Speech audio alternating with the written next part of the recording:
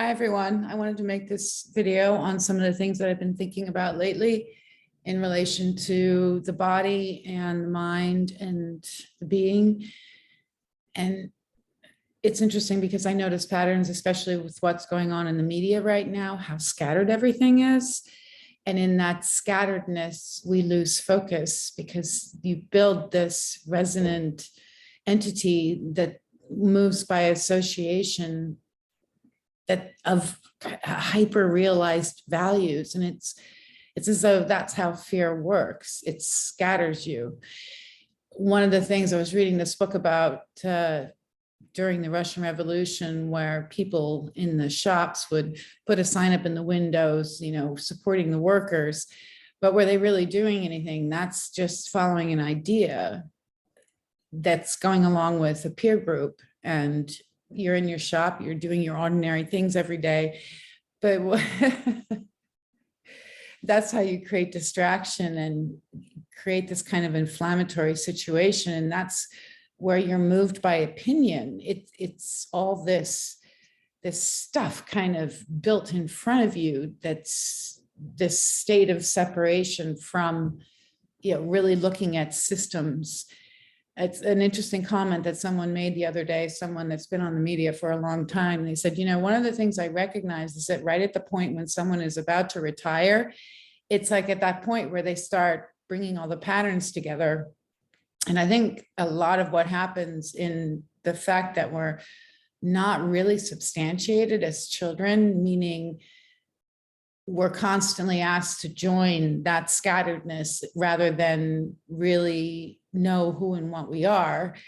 And then you have so many people, because I notice this a lot when I talk to people, is that it's almost like I have to stand there and substantiate them, like really listen to them. And then they start telling me their whole life story.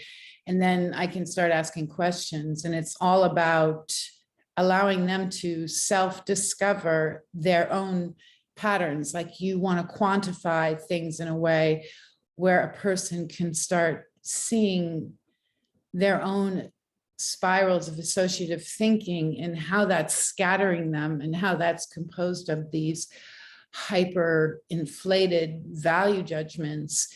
And there's always a sense of chasing for something within that. And you can get them to a point where they realize in a way that they were never really substantiated. And then you can act, it's almost like moving down a wormhole and way at the bottom of that wormhole is this kind of innocence, this purity that's just standing in front of a generation of fear.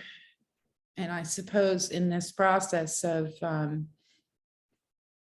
walking back into self-honesty and self-responsibility and self-trust is understanding the patterns and the nature of this separation and really being able to see it. And you can see it. One example is something I call minimization of something.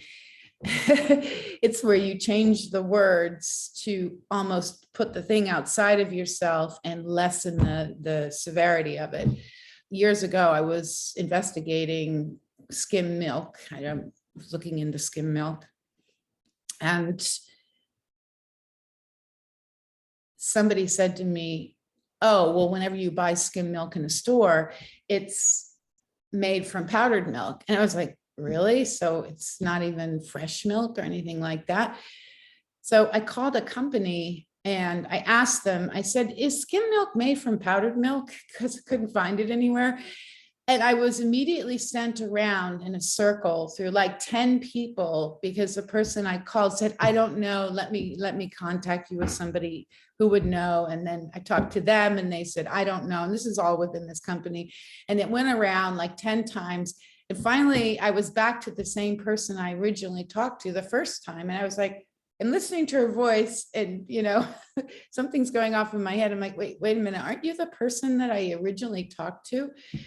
And the woman started to stutter. And finally she said to me, well,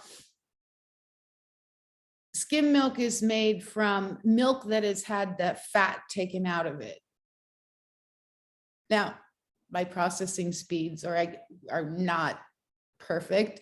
And I've gotten to the point where that's confusion, where I know that I have a moment of confusion, and you can be really embarrassed that you're confused. So you just shut up, just go numb, and you don't ask any more questions, because in our schools, you're only allowed to ask questions within the framework of the subject and what's been brought forward, or what's been presented, what's been scaffolded in the subject. So, but this is one of those times where I noticed my own confusion, and I didn't worry about so much about what the person was thinking. So I just kind of said to her, well, so skim milk is made out of milk that has had the fat taken out of it. So how do you take the fat out of the milk? Oh, well, you dry it. And so I said to the woman, so skim milk in the stores is made from powdered milk. And she said, no, it's made from milk that has had the fat taken out of it. So if you've got, my idea of skim milk being made from powdered milk, some people might not care, but to me, it just means that skim milk had more processing layers to it than just buying, whole milk, which is, overheated and fractionalized itself to break down the fat molecules. This is an example of this statement, which is the accepted statement, that it's a lie by omission, because it doesn't really tell the whole story, but it kind of separates you from your own desire to understand the process of something, and creates this idea that's out there that kind of minimizes, through a lie by omission, of what's really going on with skim milk. So, I'm sure I can come up with other examples, but this idea of minimizing things by rewording them and having these scripted answers to things where you don't question the narrative is one of the things that I realize I've done, even within hiding myself or dealing with other people. I'll kind of create this statement about something that's kind of a lie by omission, that also minimizes things, so that I don't really have to answer to things I don't want to look at.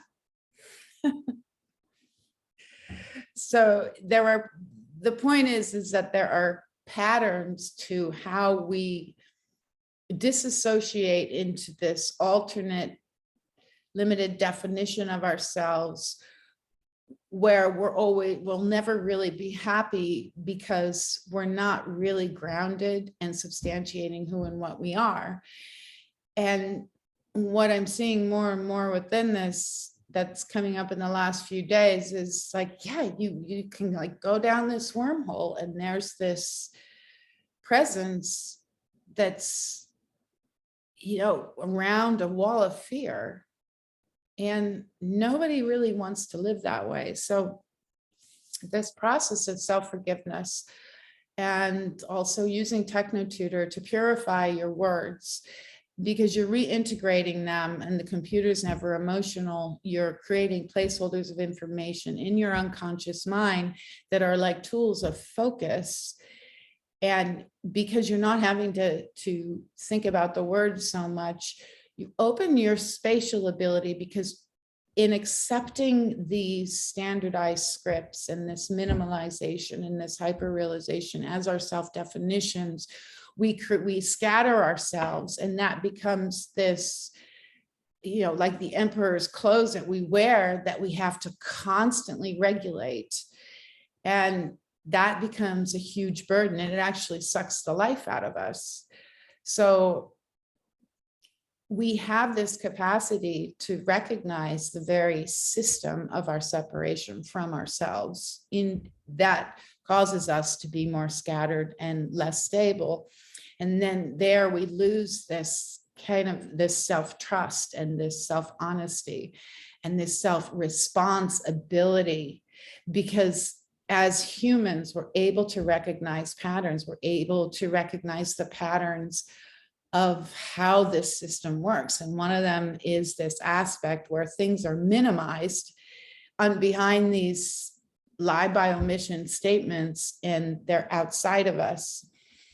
And I think what I heard this man say, who's worked in an industry, all his life, he said, yeah, why is it that we retire right at that point where we start to recognize things and ask those questions? I mean, that's part of the system. But it's also showing us our real capacity, which is that capacity to recognize patterns. And it's like we're born and we're never really substantiated. And then we build this survival suit. And then some of us start to recognize through our lives how we've been scattered. And then right at that point, you retire.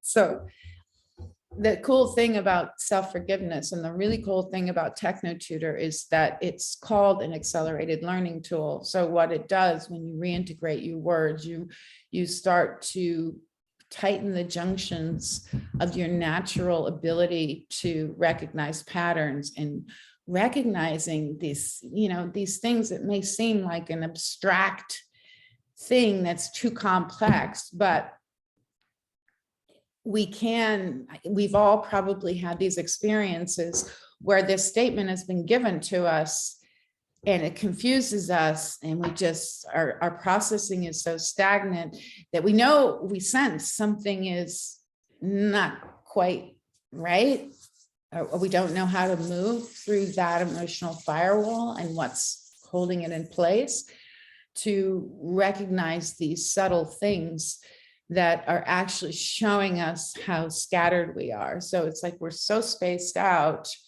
And as we learn, as we rebuild our vocabulary and we process and we open up our natural ability to recognize patterns, we stabilize, and then we have more confidence in processing what's going on around us, and also greater stability in where we are here on Earth.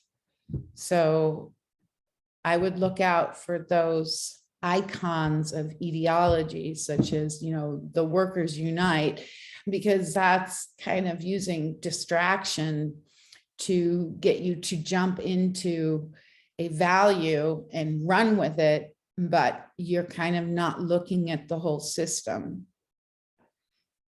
So I hope all of that makes sense. Anyway, that's it for now. And thank you for watching, and we'll talk again soon. Bye-bye.